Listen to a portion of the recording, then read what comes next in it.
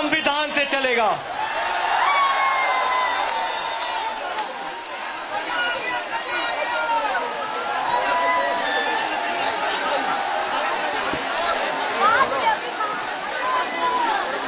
जितने भी लोगों ने पिछले 37 दिन में इस आंदोलन में अपनी आहुति दी है, संघर्ष किया है, गर्मी में परेशान हुए, बारिश में परेशान हुए, पुलिस की लाठियां खाई है, सड़क पे घसीटे गए हैं, आप सबको ये देश आज सलाम कर रहा है। जितने भी लोग इस समय जंतर मंतर पर मौजूद हैं, आप सभी लोगों ने आज इतिहास रच दिया है। जैसा सोनम वांगचुक जी ने कहा था, हम लोगों ने जंतर मंतर पर आजादी का दूसरा आंदोलन लड़ा था और उस टाइम अंग्रेजों को भगाया था, इस बार काले अंग्रेजों को भगा दिया है।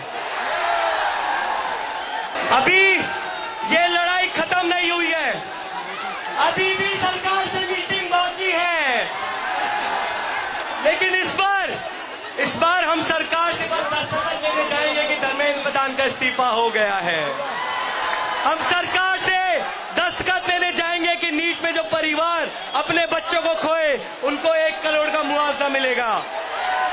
हम सरकार से दस्तखत लेने जाएंगे कि 20 जुलाई को और उसके पहले जितने भी हमारे साथी हैं उन पे किसी भी प्रकार की कोई कानूनी कार्रवाई नहीं होगी।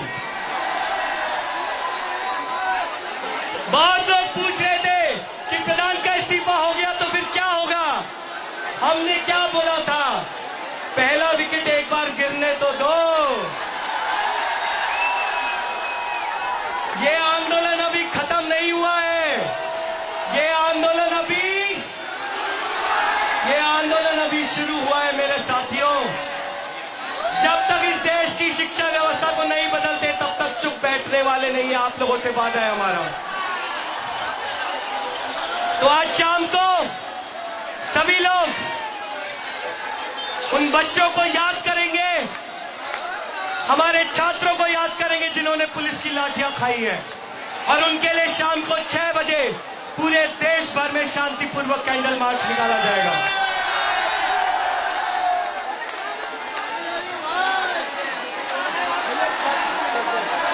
कौन कहता था कि हमारे सरकारों में इस्तीफे नहीं होते?